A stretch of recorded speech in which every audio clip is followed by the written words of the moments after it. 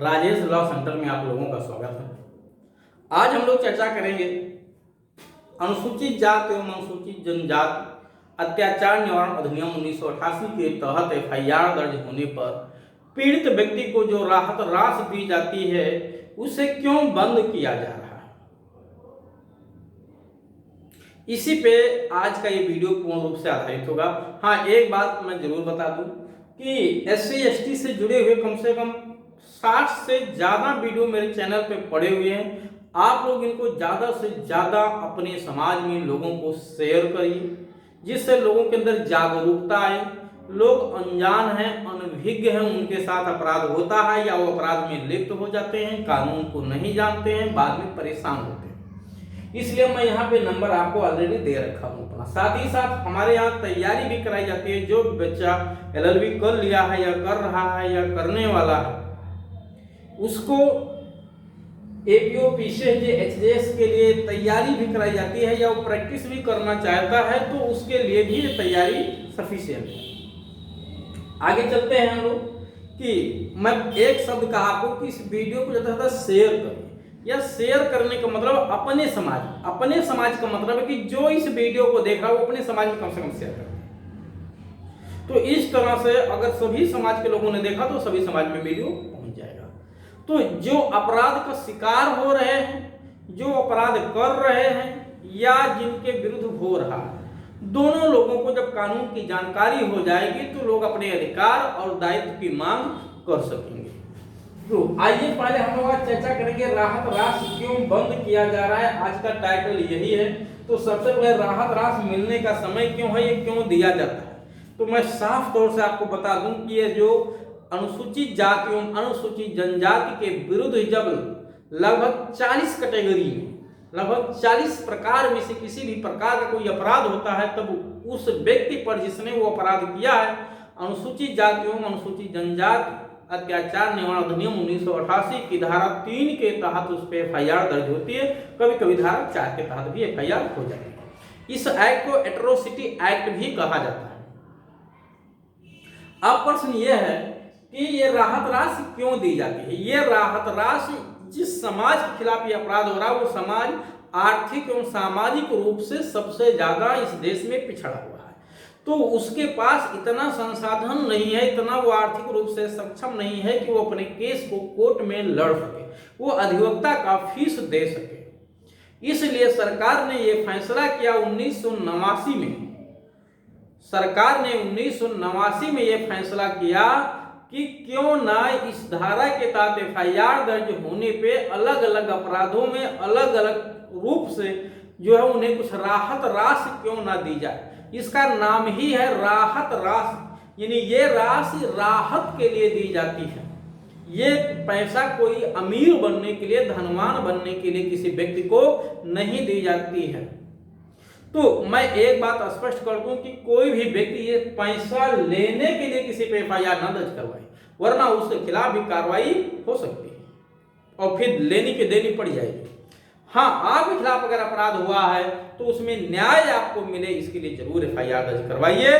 ठीक है, अगर आपस में मामला छोटी मोटी बात है, थोड़ी बहुत बात है, सुलह समझौता हो जाता है तो उससे बेहतर और कोई रास्ता नहीं है। ठीक है, लास्ट उपचार का कोर्ट कचहरी होता है, उसका चक्कर तभी आप लगाइए जब आपस में बात ना बन पाए। चलिए, राहत राशि मिलने का समय क्या होता है। तो राहत राशि प्रावधान जो है कानून में वो 7 डेज है। इसमें SP और DM की जिम्मेदारी बनती है कि अपराध होने के 7 दिन के भीतर उसकी राहत राशि की पहली किस्त उसे अकाउंट में डाल दिया जाए, उसके अकाउंट में डायरेक्ट डाल दिया जाए, बीच में कोई एक भी पैसा उसे खा ना सके। अब बीच में इसी में कभी कभी लोग तरह तरह के लोग, मैं किसी का नाम नहीं लेना चाहता हूं, बीच में लोग पैसा मांगते हैं कि आप इतना पैसा दे दो मैं दिलवा दूंगा। हाँ, मैं भी मांगता हूं, लेकिन मैं अपनी फीस मांगता हूं, जो मेरी फीस है कि मैं आपको कानूनी जानकारी तब दूंगा जब आप मेरी फीस जमा करेंगे। अगर आप आर्थिक रूप से अक्षम हैं तो ठीक है, मैं आपको निःशुल्क जानकारी दे दूंगा, लेकिन अन्यथा आपको फीस जमा करनी होगी। तो अधिवक्ता द्वारा अपनी फीस लेना ना तो सामाजिक तौर से और ना ही विधिक तौर से गलत है। ठीक है, यानी ये कहीं से गलत नहीं है। लेकिन बीच में दलालों के द्वारा, अब मैं नाम नहीं लेना चाहता, दलालों के द्वारा बीच में पैसा मांगा जाता है कि कुछ पैसा दो, आपको इतना पैसा, आपका पैसा आ रहा है, हम दिलवा देंगे। अरे आपका दिलवा दोगे, ये तो राहत राशि सरकार देती है। हट चलिए, दूसरी किस्त चार्जशीट पेश होने पे मिली चाहिए, तीसरी मामला डिसाइड होने पे। कभी कभी बहुत विलंब होता है इसमें। आइए अब ये किस्त मैं बता दें, 3 प्रकार की किस्त में मिलता है। विलंब का कारण, ठीक है, एक तो विलंब का कारण सरकार जब राहत राशि दे रही है, इसीलिए दे रही है कि आप अपने मामले को आर्थिक संसाधन के कारण कोर्ट के समक्ष या पुलिस स्टेशन के समक्ष या कोई भी सक्षम अथॉरिटी के समक्ष रखने में वंचित ना हो जाए, इसलिए सरकार राहत राशि देती है, जिससे आप अपना पक्ष हर जगह रख सकें, आप अपना योग्यता रख सकें, जो भी उसमें जरूरत है वो खर्च कर सकें। अब प्रश्न ये कि सरकार इसमें विलंब क्यों करती है? राहत राशि 6 महीने नहीं, साल भर से ज्यादा समय हो जाता है, किस्त ही नहीं दी जाती है। FIR दर्ज हो गई है, चार्जशीट पहुंच गई है, क्यों नहीं देती है पैसा? क्यों इस फंड को विलंब करती है सरकार? जब इसका जो पर्पज है कि अपने केस को लड़ सके, तो फिर पैसा क्यों नहीं? इसका मतलब है कि सरकार इसको कहीं ना कहीं डायरेक्ट बंद तो कर नहीं सकती, क्योंकि बंद करेगी पूरे देश में हड़कंप मच जाएगा। तो कहीं ना कहीं इनडायरेक्टली परेशान किया जाता है, स्लो किया जाता है। बीच में अथॉरिटियां जो है, जिनकी जिम्मेदारी है ये पैसा दिलवाने की, वो लोग विलंब करते हैं। ठीक, तो विलंब का मेन का बजट का अभाव बता जाता है कि बजट नहीं है। भाई क्यों बजट नहीं है? जब बजट पास होता है तो उसी समय उसकी रकम पास कर दी जाती है। जरूरत पड़ने पे सरकार बीच बीच में अनुपूरक बजट लेकर के आती है, अनुदान लेकर के आती है, अतिरिक्त बजट पास कराती है। तो फिर इस राहत राशि के लिए बजट का अभाव कैसे? इसका मतलब है कि ये जानबूझकर शासन प्रशासन द्वारा लापरवाही की जाती है। मेरे समझ से ये उचित नहीं है, सरकार को इस पर संज्ञान लेना चाहिए। हो सकता है कि सरकार के रूप में नेतृत्वकर्ता को इसकी जानकारी ना हो, वहां तक बीच में ही लोग इस तरह से बेवकूफ बनाते हो। लेकिन अगर ये बात सरकार तक उठाई जाए तो कम से कम जो सरकार के नुमाइंदे हैं, और नुमाइंदों में भी उन लोगों की बात, वैसे तो सभी लोगों को, हर एक सांसद, हर एक विधायक, हर एक मंत्री की जिम्मेदारी है, ठीक है, कि ये बात सरकार तक पहुंचाई जाए। मंत्री तो खैर खुद ही सरकार का ही पार्ट है, लेकिन विधायक और सांसद की जिम्मेदारी है। साथ ही साथ जो SC/ST आयोग बना हुआ है राज्यों में और देश के लिए, इसकी जिम्मेदारी है कि ये सरकार तक इस बात को पहुंचाए कि साहिब राहत राशि मिलने में बहुत विलंब होती है। बहुत सारे लोग पैसे के अभाव में अपना मामला नहीं रख पा रहे हैं, उनके साथ न्याय नहीं हो पा रहा है, अपना केस लड़ नहीं पा रहे हैं, तो इनकी ये जिम्मेदारी होती है। इसीलिए मैं कहता हूं कि जो लोग इस अनुसूचित जाति, अनुसूचित जनजाति के लोगों के नाम पे वोट मांगते हैं कि हम आपके मसीहा हैं, जब ये लोग समाज में जाएं तो इनसे जरूर ये क्वेश्चन करना चाहिए, इनसे ये बात पूछनी चाहिए कि आप इस राहत राशि के बारे में क्या करोगे? जो मुझे समय पे नहीं मिल पा रहा है, इसके लिए आप क्या कदम उठाएंगे? क्या मेरी बात सरकार तक पहुंचाएंगे? क्या आप दिलाने की जिम्मेदारी लेते हैं?